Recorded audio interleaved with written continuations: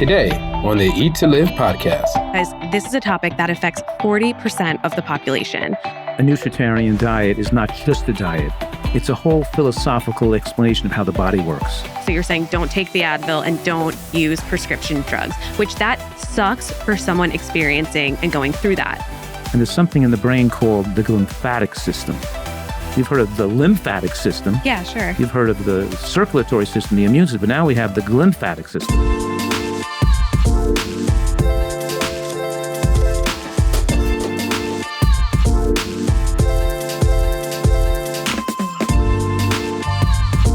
Hi, you two. Let's do another episode of the Eat to Live podcast. I'm here with my dad, Dr. Fuhrman, and my sister, Dr. Fuhrman. And welcome to the Eat to Live podcast. I'm Jenna Fuhrman. You guys can introduce me next time, okay? We're all related. We're all related. We're all Fuhrmans here. And we are doing an exciting episode because this is a topic that affects 40% of the population. We are talking about headaches and migraines. And if you experience this, steps you can take to avoid them or improve your symptoms. Yeah? Absolutely. Yeah. It's really important we talk about this. We've never talked about this here before. Mm-hmm. Yeah, for women under 45, it affects 1 in 3 people. That's a huge number. Right. This is something that affects, for some reason, younger females the most. Mm-hmm. So I guess to kick this off, I'm going to ask, would you call this majority a diet issue? Yes. Why? Well, because, see, this is where a Nutritarian diet is not just a diet. It's a whole philosophical explanation of how the body works. It's philosophical, but it's based on the true biology of the human body. And when I went to medical school, we learned about the basis of inflammation, and the body is a miraculous self-healing machine that detoxifies and tries to repair things. So we learned in the book that all medical students read, called Robbins and Cochrane, The Pathological Basis of Disease. In that book, it states, inflammation is the primary mechanism via which the body removes and walls off injurious agents and sets into motion a series of events that heals and reconstitutes the tissue. So in other words, your body's always trying to keep itself pure, to keep itself purified. It wants to your body is thinking of its long-term benefits to throw toxins out of the body. And the medical profession is based on symptomatic relief, and the naturopathic training is also based on symptomatic relief, like giving people natural things to make them feel better, or giving you drugs to make them feel better. Yet I'm the real naturopath, not the naturopaths. I'm more naturopathic than naturopaths are, because I'm saying we're not looking to treat people with a drug to suppress the symptom. We're looking to take away the cause, the true underlying cause, so the body doesn't need to get the symptoms, because so often the symptom is part of the relief. The symptom is the body pushing the toxins out of the body, and by pushing the body, making you feel better with a triptan, with an NSAID, with Tylenol, with a drug, you're pushing the toxins back in. With steroids, what do steroids do when you have an inflamed lung? What do steroids do when it pushes the poisons back into your body, stops the immune system from reacting against the poison, trying to push it out, so the body is accepting the toxins. So you're living with the toxins, which is just going to age you faster and cause another toxic burst to occur down the road, and you'd get sicker down the road, Yeah, and toxins, they accumulate in the liver. So the liver detox toxins, and when toxins accumulate, the liver detox pathways are sluggish. And then that turns into inflammation, and that causes brain inflammation, which causes migraines. So it's all leading back to the thing that we're talking about is toxins. And how you filter through your toxins is getting the best diet and removing those toxins from your diet, like not drinking alcohol, not drinking caffeine, all those things.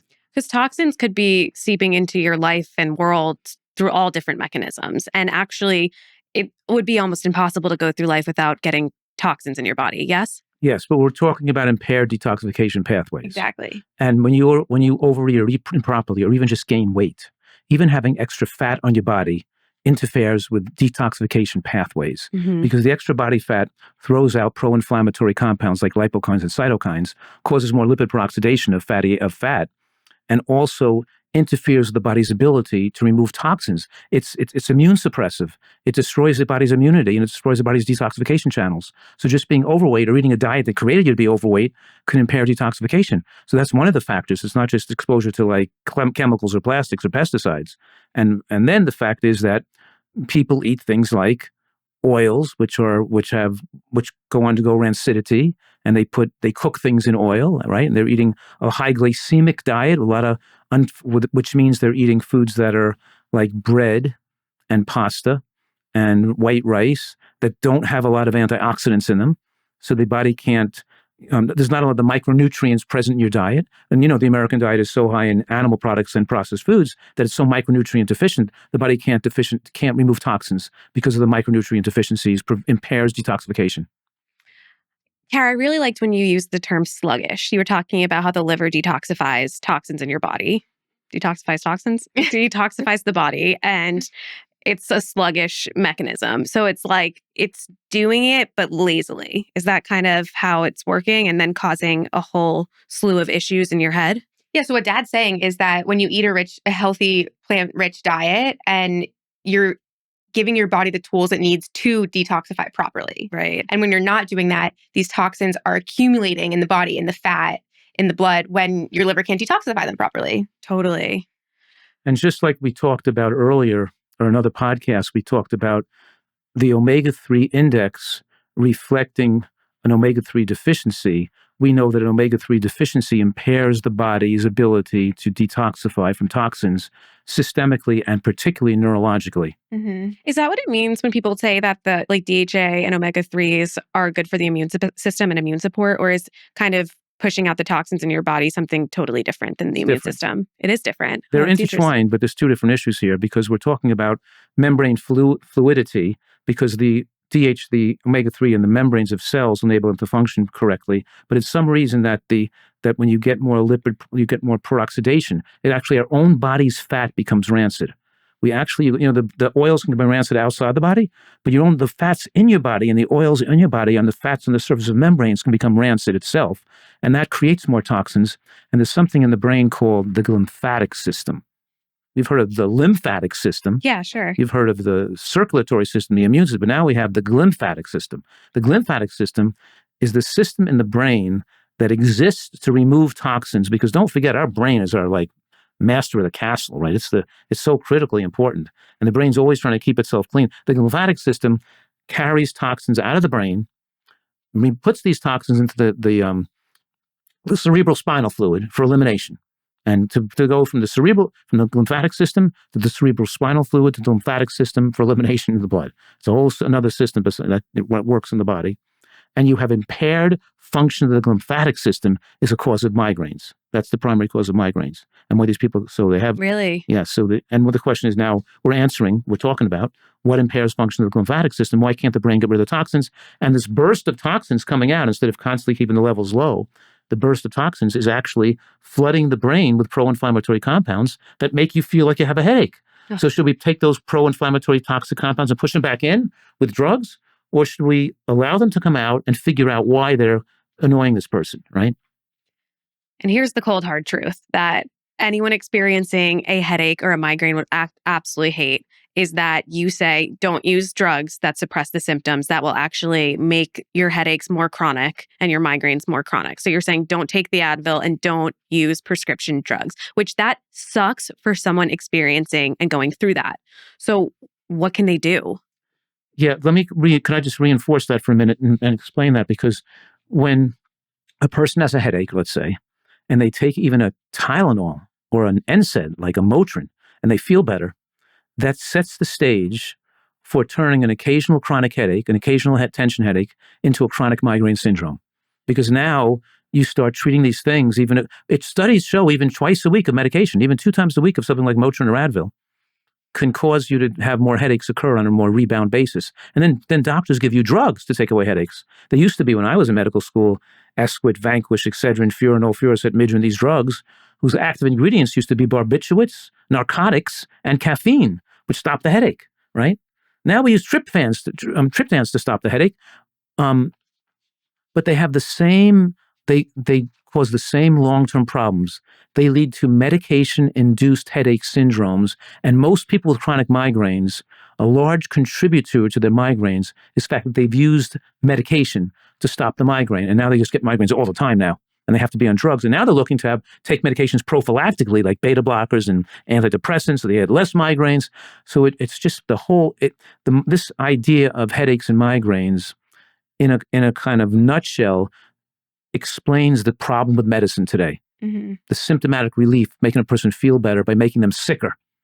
And in my 35 years of practice, I've had to slowly wean people off their headache medications while they're taking excellent nutrition. And they may still get some headaches, and we're using ice, heat, pressure. We're using things, massaging. We're doing what we need to do, but we're getting them off the medications. They're suffering through some milder headaches because they're eating better, but eventually with the hope that they will get rid of their headaches long term and not have headaches for the rest of their life for the next decade. And I've been so successful with so many thousands of people, freeing them the need to have severe headaches. And I know if I could just give one quick example here, one quick case study. Here was a girl, she was 16 years old, and she spent 3 years in bed. And she was going to all the top neurologists in the country. They even put her in a hospital because she couldn't go to school because her headaches were so bad. Mm-hmm. And she was hospitalized in Brigham Young in Boston, if I can mention the hospital, for the neurologic headache specialist in the world. And they were giving her experimental IV drugs to get rid of her headaches. And whether they succeeded or not, they keep coming back again severely. And she came to me as a patient, and I said, you've been suffering for 3 years with this headache. Can you give me 2 months of your life? Can you let me work with you? Because I'm not going to get you well in the first month. Can you promise me you're going to give me 2 months and not judge it on the first outcome of the first 2 weeks? Because it may even make your headaches worse. Mm-hmm. And the family was there, and she was there, and she said, I've suffered enough. I'm going to listen to you. I'm going to do it. And what do you think happened? So that's right. It got worse initially. We took her off the medications. Gradually, of course. I stopped it gradually. Made her diet. She was drinking the smoothies, the juices. And she said, I would eat sawdust to get well. I'll eat anything you say, to get well. She was desperate. Yeah, desperate. I'll eat sawdust. Poor girl. And she got well. She went back to school. She went on the school's cross-country team, and she was elected president of the high school. And she went to college as a successful, and she's had a successful life. This is a person 3 years in bed, unable to go to school for 3 years. Yeah, I love these heartwarming stories. Me too. And also, to further Dad's point, he was talking about how traditional pharmacological drugs can perpetuate your propensity to have migraines. But then I go to naturopathic medical school where I had mold toxicity and was a sufferer of headaches and migraines. So people kept telling me, why don't you take magnesium glycinate, this and that? I'm like, no, I just need to get to the root cause. One of the principles of naturopathic medicine is get to the root cause of conditions. So I'm like, why are we using all of these supplements to just mask the symptoms just like drugs when we can actually get to the root cause and you can get better? And I'm another success story from Dad of how to get rid of migraines because I went through it myself and he helped me and I don't get migraines anymore. Yeah. And it's so cool because not only did I get through it with him, but I also know of certain techniques that help you get through the process because like he said in the beginning, you're not just going to say, I changed my diet today. I don't have migraines anymore. It takes a few months. For me, it was like getting out of the mold, but also you can go, for me, I would get Thai massages during migraines, which helps the severity a lot. And typically, you can call a Thai massage place and get a massage within 10 minutes, have someone drive you there. Or any kind of, brain kind of, any kind of brain, neck, and head, any neck tension. massage. And you get a jade roller, like an ice roller. You keep it in the freezer and you put that on the area that you're getting a migraine in a really dark room. And it can help the pain without having to take something that is going to make you get a migraine again in a week. Right. Totally. And it's really cool on drfuhrman.com to see, everyone will talk about their weight loss, which is amazing, and how they reverse this condition and their A1C is better. But I see so many stories that mention, and my migraines went away and my headaches went away. It's just so interesting to see how that couples with so many different health concerns and how many people it's affected. I can see the thousands of case studies. Right. Well, also because we're talking about migraines here today, but what I think is important to mention is that this is also brain fog, fatigue, a typical headache, just where you feel that tension over your forehead, under your eyes. Like it's not just that severe migraine where you're throwing up and have to close the door and get all lights out. Right. All of those things. So there's a couple of extra points here just reiterate here. Number one, that the omega-3 index is important for the recovery from migraines, just like for the prevention of dementia and Parkinson's, for the same reasons, because a low level can impair detoxification from neurologic compounds, and even exposure to mold can be enhanced. That's your exposure to mold because you weren't taking your omega-3. Right. You weren't taking your omega-3 sufficiently either. I'm better now. Yeah, okay. Well, these studies were 2024, 2025. We're seeing studies that are like really new and being a better nutritarian. Right. I'm motivated. We're motivated. Yeah. And the second point is that, you can give you a medication to speed up your heart or slow down your heart, or to take away your headache, or to make you put you to sleep, or to give you more energy. And I can give you a natural substance that has a natural plant material that has some medicinal ability just to make you to clear an infection, or to make you speed up your heart, or give you more energy. But the point is that we're trying to avoid the use of medicinal substances, either pharmacologic or natural. We're trying to get to the root cause and not use therapies. So whether it's your herbalist or your naturopath or your osteopath or your medical doctor, we're even trying to reduce the utilization of natural therapies because they're not primarily identifying cause sufficiently, and they're still treating symptoms. And the same symptomologic approach of the allopath medical doctor, the training I went through, the naturopaths have the same problem. They're just using a natural substance to do the same thing. They're still not changing people's diet enough and changing their lifestyle enough to get them well. Well, when you talk about medication, and I guess now it's applying to like pharmaceutical supplements, I guess you could say, you always say there's always a cost. There's always a cost. Yeah. For anything that works well. Yeah. So if you are trying to use and rely on a pill to fix it rather than a healthy lifestyle and getting back to the root, there's always a cost. Yeah. Which is really fascinating. You don't get something for nothing. Is sleep related to this at all? Definitely. Sleep and stress and your positive emotions in life. All these things relate to your overall toxic load in the body, because your emotions turn into chemicals, and your body's ability to repair and to heal is based on your outlook on life. So talk about the determinants of health and longevity. We have the 6 determinants of longevity, which are directly related to migraines. And that's, we want low body fat percentage. We want a low body toxicity. You want a high phytochemical concentration. That means a lot of nutrients in your cells. You need to have adequate sleep. That's regulating your emotional well-being. And then you need regular physical activity and a high omega-3 index. You're calling these the 6 determinants of longevity. I love it. Okay. And the sleep well-being was all jumped into one. The sleep, emotional health, and happiness is one of the determinants. Right. We put sleep, emotional health, and happiness into the one determinant, but you have to have a good emotional outlook on life so you can be at peace when you're trying to sleep at night too. You sleep better when you're emotionally at peace with yourself too. That's my favorite determinant, because sleep and being happy are my 2 favorite things in life. So and how you get there is a nutritarian diet. Doing it all. I love sleep, man. Can't get enough of it. Doesn't care about her omega-3 index. I do now. I do. What I was going to ask is, I feel like this would be helpful for all the people that do suffer from headaches and migraines. I'm your patient. I have bad migraines occasionally and severe headaches. What would you tell me? Green. We would get you on the nutritarian diet. Yes, that eating a lot of greens is the first step, obviously. Well, the question is, where do you start if you're going to change your diet? Now, obviously, we're going to try to push you 100% to the perfect diet is the best thing to do, And there's 6 things that we would recommend for someone to do to get onto a nutritarian diet, which is eating your salad every day, eating 8 ounces of cooked greens, eating about 1 to 2 tablespoons of ground flax seeds, a minimum of a half a cup of beans, and I think that was all of them. Yeah, but that's 1.5 ounces of nuts and seeds a day. Oh yeah, and 1.5 ounces of nuts and seeds a day. Did we say onions and mushrooms and berries? Well, that's in the salad. So G-bombs, of course. Yeah, okay. But what I'm saying here is that that's so important to help to get this knowing exactly what they should do. And about that, people are so reliant on prescription drugs. Their doctors who they trust tell them to take it. So that's a tough conversation you have to have, I imagine. People don't want to suffer through it. They really think these pills can help them. So are these the tough conversations that you have with your patients? Right, people. Not everybody is fit to be a patient of ours. People want pills. They don't want to change their diet. And so we have people, we've got to, we're a niche practice for people who want to live longer and do the best and really be super healthy. Because a lot of people just feel like, I may be hit by a car and I'm going to eat and live my life unhealthfully, To go off of your point though, I do feel like a lot of my patients are people that are so turned off by conventional medicine. I see patients all the time where they tell me, you're the 8th doctor I'm seeing for this issue. Yeah. I will do anything it takes for you to help me. And that's those patients that are going to succeed because they actually will do anything to feel better. And they don't feel like, they know they're already facing so many obstacles with how poor they're feeling. So they're ready to do it. And that's where we see the most success, to be quite frank. And it's amazing it's amazing to go to doctor and get bad advice all the time. I'm like, it's like crazy. You don't send a person to a doctor when they have a confusing problem. Like just like this friend of mine, he's going to a doctor, and the first doctor says, and says, "Oh, this doctor finally figured out what was wrong with me. I'm feeling so horrible," and he told me it was chronic fatigue syndrome.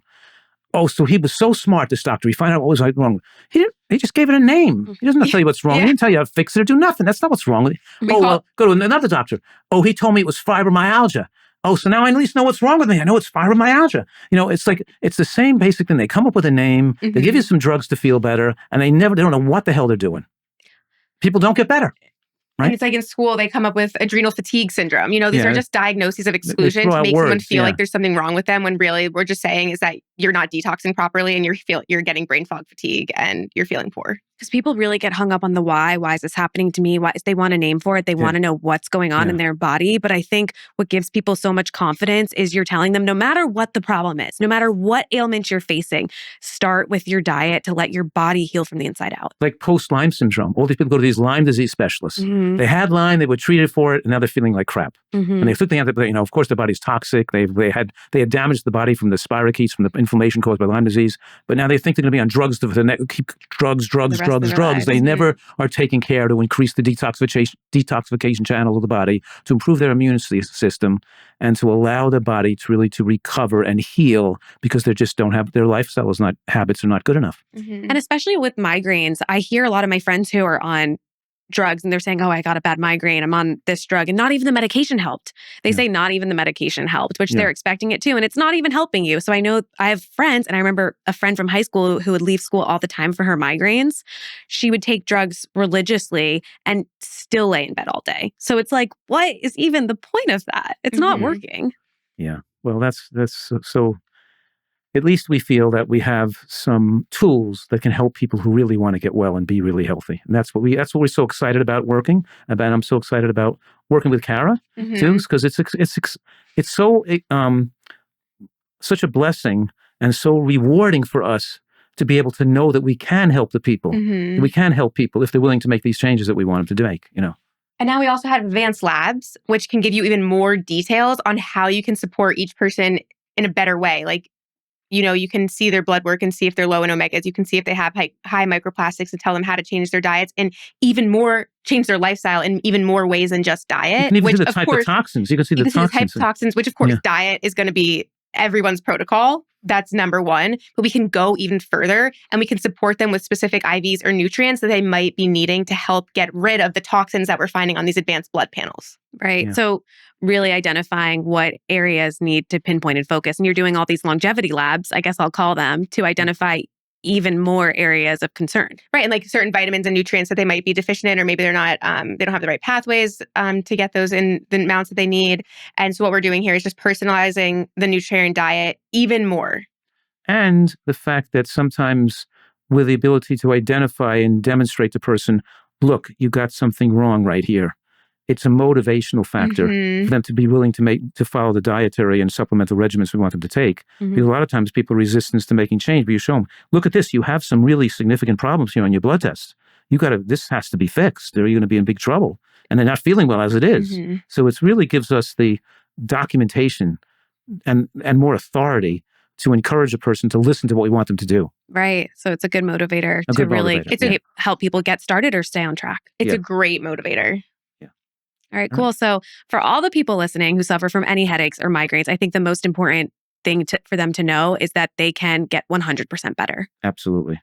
And there are ways to help the pain in the process. Wow. Okay. Yeah. And you are an expert in it. Dr. Fuhrman, thank you for joining me. Shall we do our three-way handshake? Here we go. Is it like this? Yeah, it's better than Oh,